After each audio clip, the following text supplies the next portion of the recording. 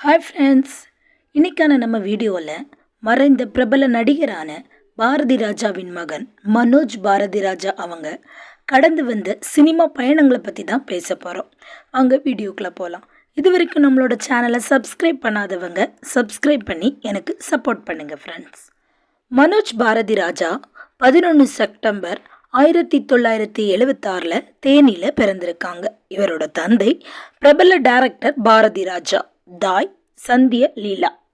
மனோஜ் நடிகராவதற்கு முன்பே தன் தந்தை பாரதி ராஜாவுடன் உதவி இயக்குனராக பணியாற்றியிருக்காங்க. இவர் புளோரிடோ பல்கலைக்கழகத்தில் நாடக கலைகளை பயின்றிருக்கிறாங்க. 1999 பாரதி ராஜா இயக்கி வெளிவந்த தாஜ்மஹால் திரைப்படத்தின் மூலம்தான் ஹீரோவாக அறிமுகமானார் மனோஜ். இந்த திரைப்படம் வணிக ரீதியாக தோல்வி அடைந்தாலும் படத்தின் பாடல்களும் பின்னணி இசையும் ரசிகர்களின் பாராட்டுகளை பெற்றன.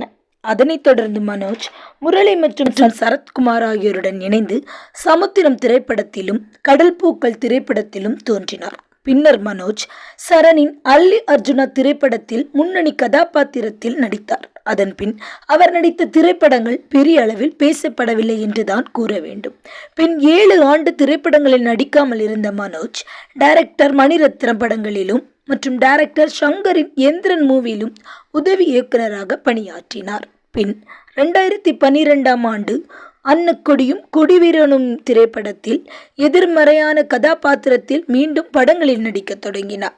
அதன் பின் வாய்மை, சாம்பியன், ஈஸ்வரன், மாநாடு என இறுதியாக 2022 விருமன் திரைப்படத்திலும் நடித்திருந்தார். அது மட்டுமில்லாமல் மனோஜ் 2006 ஆண்டு தனது காதலியான நந்தனாவை திருமணம் செய்தார். இவர்களுக்கு ஆர்த்திகா, மதிவதனி என 2 மகள்கள் இருந்துள்ளனர்.